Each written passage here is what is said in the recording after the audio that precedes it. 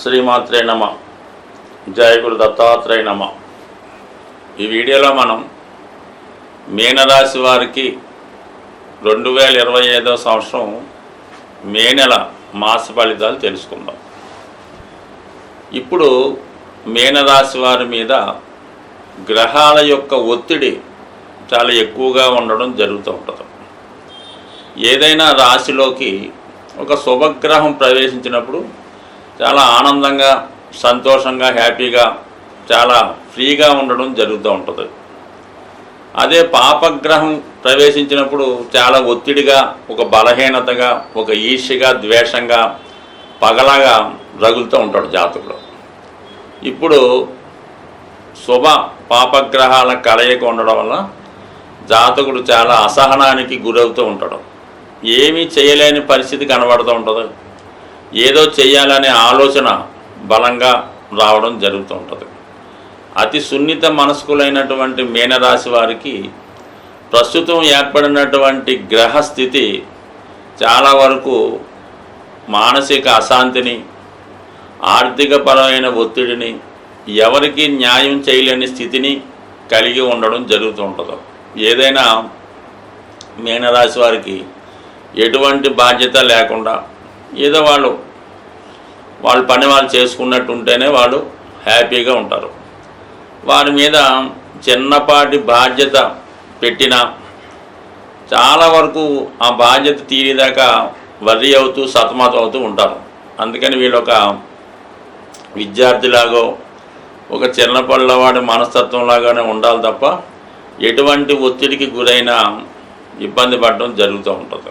అటువంటి వారికి మరి ప్రస్తుతం ఉన్నటువంటి 4 గ్రహాలు బుధ, శుక్ర, శని, రాహు చాలా వరకు చాలా అంతర్గత సంఘర్షణకు కారణమవుతుంది.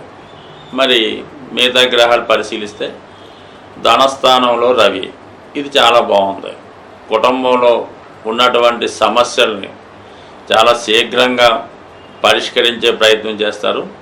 అంటే కుటుంబంలో ఉన్నటువంటి ఇబ్బందులు, ఆర్థిక సమస్యలు, ఎటువంటి ఇబ్బందులు దాన్ని ప్రక్షాళన చేసే కార్యక్రమం జరుగుతుంది. కుటుంబ సభ్యులందరూ క్రమశిక్షణతో మెలిగి మీకు సహకరిస్తారు. మీ కుటుంబం మీ చేతుల్లోకి రావడం జరుగుతుంది. ఫైనాన్స్ కంట్రోల్ కూడా జరుగుతుంది. అనవసర ఖర్చులు తగ్గుతాయి. కుటుంబం అంతా కూడా చాలా హ్యాపీగా ఉంటారు. ఇది ఓకే. అలాగే ధనాధిపతి 5వ స్థానంలో ఉండడం చాలా వరకు మీలో ఉన్నటువంటి టాలెంట్ గుర్తింపు ఉంటుంది.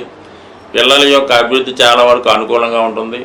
సరైన నిర్ణయాలు తీసుకోలేకపోయినప్పటికీ కూడా ప్రశాంతంగా ఉంటారు. ఎట్టి పరిస్థితుల్లో కూడా ఏదైనా స్పెక్యులేషను, షేర్ మార్కెట్ జోలికి వెళ్లకుండా కొంతకాలం పాటు ప్రశాంతంగా ఉంటేనే మంచిది. బట్ ఇక ముఖ్యంగా గురువు ఈ నెల 15లో చతుర్థ స్థానంలోకి మారబోతున్నాడు. కొద్దిగా అక్కడ నుంచి కొంత బెటర్ అవుతుంది మీకు. గురువు ఎప్పుడైతే 4లోకి వచ్చాడో ఆటోమేటిక్గా మరి మిథునంలో ఉన్నటువంటి గురువు మీకు చతుర్థ స్థానం అవటం వల్ల చాలా వరకు మానసిక ప్రశాంతత పొందుతారు. అలాగే మీనంలో ఉన్నటువంటి గురువు అటు ధనుసు రాశిని, అలాగే మీనరాశిని, అలాగే కన్యా రాశిని వీక్షించడం వల్ల చాలా వరకు ఇప్పుడు ఉన్నటువంటి ఈ ఒత్తిడి, అంటే ఈ పాపగ్రహాలు అయినటువంటి ఈ రాహు, శని ఉన్నటువంటి ఒత్తిడి మీకు ఈ నెల 15 నుంచి తగ్గుతుంది. మీరు కూడా కొంత ప్రశాంతంగా హ్యాపీగా ఉంటారు. అలాగే సొంత గ్రామం నుంచి, సొంత ఊరు నుంచి, అలాగే మదర్ సైడ్ నుంచి కొన్ని శుభవార్తలు వినడం జరుగుతూ ఉంటుంది. వాళ్ళు క్షేమంగా ఉంటారు, మీరు కూడా హ్యాపీగా ఉంటారు. అంటే ఈ మీనరాశి వారికి ఎవరికి ఇబ్బంది కలిగినా, తండ్రి గారికి ఇబ్బంది కలిగినా, తల్లి గారికి ఇబ్బంది, ఎవరికి ఇబ్బంది, ఏడికి ఇబ్బందులు వచ్చినట్టు చాలా బాధపడుతూ ఇబ్బంది పడుతూ ఉంటారు. ఎప్పుడూ ఏదో ఒక మనోవిచారం ఈ రాశి వారికి ఉంటూ ఉంటుంది. దాంతోనే సతమతం అవుతూ ఉంటారు. సో ఇప్పుడు ఏంటంటే వీళ్ళు కొంతవరకు ఈ నెల 15 తర్వాత చాలా వరకు శుభ కార్యక్రమాలు, శుభవార్తలు వింటారు. కొంత ప్రశాంతంగా ఉంటారు. దానికి ప్లస్గా ఏమవుతుందంటే ప్రస్తుతం ఉన్నటువంటి రాహు, ఈ రాహువే వీళ్ళని ఒక 18 నెలలుగా చాలా ఇబ్బందులకు గురి చేసి ఏదో ఒక దీంట్లో ఇన్వాల్వ్ చేయడం జరిగింది. అంటే బలహీనత అవ్వచ్చు, ఇంకొకటి అవ్వచ్చు. మొత్తం మీద ఆ బలహీనతల నుంచి కంపల్సరీగా ఈ నెల 18 బయటపడడం జరుగుతుంది. అంటే రాహు 12లోకి వస్తాడు. అప్పుడు కొంతవరకు మీనరాశి వారి మీద ఈ ఒత్తిడి తగ్గుతుంది, కొంతవరకు ఫ్రీ అవుతారు. అప్పుడు కేవలం ఏమవుతుంది, 18 తర్వాత శుక్రుడు శని మిగులుతారు. ఇది చాలా వరకు అనుకూలిస్తుంది.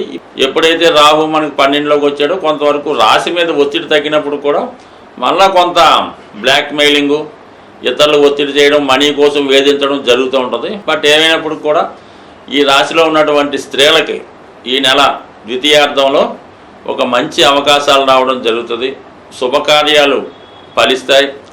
అలాగే ఈ మీనరాశి వారు ఏమన్నా cinema field, TV field, media రంగంలో ఉంటే వారికి మంచి అవకాశాలు రావడం జరుగుతుంది. పెద్ద మొత్తంలో ఇన్వెస్ట్ చేయడం జరుగుతూ ఉంటుంది.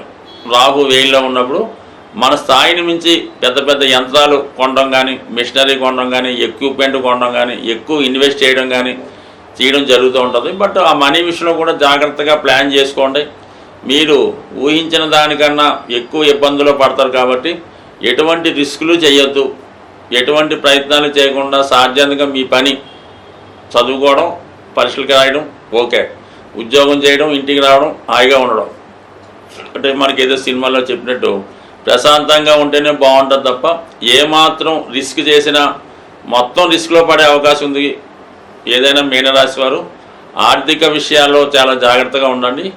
మనశ్శాంతిగా ఉండే ప్రయత్నం చేయండి. ప్రస్తుతం మనం మే నెల ఫలితాలు తెలుసుకుంటున్నాం కాబట్టి ఏదైనా ముందుగా ప్లాన్ చేసుకొని ఈ శుభ కార్యక్రమాలు, ఈ వ్యాపార ప్రారంభాలు ఇటువంటివి ఉన్నవాళ్ళు ఏమవుతుందంటే జూన్ నెల 10వ తారీఖు నుంచి జూలై 8వ తారీఖు మధ్యలో సుమారుగా నెల రోజులు ఈ గురుమౌఢ్యమి రావడం జరుగుతుంది. ఈ గురుమౌఢ్యం జరిగినప్పుడు సాధారణంగా వివాహాలు చేయడం కానీ, శుభకార్యాలు, కొత్త వ్యాపారాలు, గృహప్రవేశాలు లాంటివి సాధ్యమైనంత వరకు చేయకుండా చూడవలసి ఉంటుంది. అంటే మొత్తం మీద ఏంటంటే మనకి జూన్ 10వ తారీఖు నుంచి జూలై 8వ తారీఖు మధ్యలో అంటే ఏదైనా వివాహం కొరకు దానికోసం ప్లాన్ చేసుకున్న వాళ్ళు ముందుగా తెలుసుకుంటారని ఇది కొంతవరకు మీకు సూచనగా చెప్పడం జరిగింది. అందువల్ల ఏంటంటే ఏదైనా మీరు శుభముహూర్తాలు అలాంటివి ఏమన్నా ఉంటే మళ్ళీ మీకు జూలై 8 తర్వాత ఉండే అవకాశం ఉంది. అయితే మళ్ళీ మీకు మళ్ళీ ఈ భాద్రపద మాసం, ఆషాఢ మాసం ఇవన్నీ ఉన్నాయి కాబట్టి ఈ పెళ్లి విషయంలో అనుకున్న వాళ్ళు ఈ మోడాన్ని కూడా గుర్తుపెట్టి దాన్ని బట్టి ముందుకెళ్తే మంచిది. బట్ దాని తర్వాత ఏంటంటే మరి ఈ నెలలో మేజర్ గ్రహాలు మారుతున్నాయి కాబట్టి అందులో ముఖ్యంగా గురువు మారినా పెద్ద ఇబ్బంది ఉండదు. ఏదో మంచి వచ్చేయడం మొత్తం మీద ఎవరికి అపకారం అయితే కలిగించాడు. కానీ ఈ రాహు కేతువులే చాలా వరకు ఇబ్బంది కలిగిస్తుంటాయి. అందులో పైపెచ్చు ఈ రాహు స్వక్షేత్రమైనటువంటి కుంభరాశిలో ప్రవేశించడం, అలాగే కేతువు సింహరాశిలో ప్రవేశించడం వల్ల సాధారణంగా అధికారులు అలాంటి బలహీనపడటం వల్ల రాహు స్వక్షేత్రంలోకి వచ్చినప్పుడు కొద్దిగా సంఘంలో, లోకంలో, దేశంలో అక్రమ వ్యవస్థ ప్రారంభమవుతూ ఉంటుంది అన్నమాట. ప్రతిదీ కూడా అనెతికల్గా, ఇల్లీగల్గా వ్యవహరించడం, ఏదైనా సరైనటువంటి క్రమశిక్షణ, న్యాయ వ్యవస్థ లేకపోవడం జరుగుతుంటుంది. అది వ్యక్తుల మీద కూడా ప్రభావం చూపుతుంటుంది. కాబట్టి కంపల్సరీగా మరి ఈ జ్యోతిష్ శాస్త్రాన్ని ఎవరైతే ఫాలో అవుతుంటారో అటువంటి వారు ఈ మే నెలలో కంపల్సరీగా ఒకసారి విఘ్నేశ్వరుని యొక్క అనుగ్రహం కోసం అవకాశం ఉన్నవాళ్ళు గణపతి హోమం చేసుకోవచ్చు. లేనివారు విఘ్నేశ్వరుని గరికతో అర్చన చేయించుకోవచ్చు. అలాగే రాహు యొక్క అనుగ్రహం కోసం, అమ్మవారి యొక్క అనుగ్రహం కోసం చేయించుకుంటే చండీ హోమం చేయించుకోవచ్చు. చండీ హోమంలో పాల్గొవచ్చు. దీంట్లో అమ్మవారి కుంకుమర్చన అది చేసుకుంటే మంచిది. బట్ ఏదైనా ఈ రవిగ్రహానికి మనం నిరంతరం సూర్య నమస్కారం చేసుకోవడం, రాహు కేతువులను పూజించుకుంటే చాలా వరకు ఏ సమస్య లేకుండా చాలా అనుకూలంగా రావడం జరుగుతుంటుంది. బట్ బాగా సింపుల్ రెమెడీ ఏంటంటే అది చూడడానికి చిన్నగా ఉంటుంది కానీ అవకాశం ఉన్న వాళ్ళకి కుదురుతుంది, అందరూ కుదరపోవచ్చు. ఏదన్నా గోమాతని సేవ చేయడం వల్ల, అంటే మన గోశాలలో ఉన్న, ఎక్కడ రైతుల దగ్గర ఉన్నా సరే ఆ గోవు దగ్గర కొంతసేపు ఒక అరగంట, 15 నిమిషాల్లో కాలక్షేపం చేయడం, ఆ గోవుకి సంబంధించినటువంటి ఆ పరిసరాలు శుభ్రం చేయడం, శుభ్రంగా గాలి తగలగా ఏర్పాటు చేయడం, ఏదైనా రకరకాల పదార్థాలు అక్కర్లేదు కానీ ఎంతసేపు గోవుకి పచ్చగడ్డి పెట్టడం వల్ల చాలా వరకు అంటే గోవుని మీరు చక్కగా సంతోషపరిస్తే మీ గ్రహాలు మొత్తం పరిష్కారం అవుతాయి. అందువలన గోవుల్ని పెంచడం, పోషించడం, ఆ పెంచుతున్న వారిని ప్రోత్సహించడం కూడా, అందువల్ల ఏంటంటే ఏదన్నా గోశాలకి డొనేషన్ ఇవ్వడం లాంటివి చేయడం వల్ల కూడా గ్రహాల యొక్క అనుగ్రహానికి పాత్రలయ్యే అవకాశం ఉంది. స్వస్తి.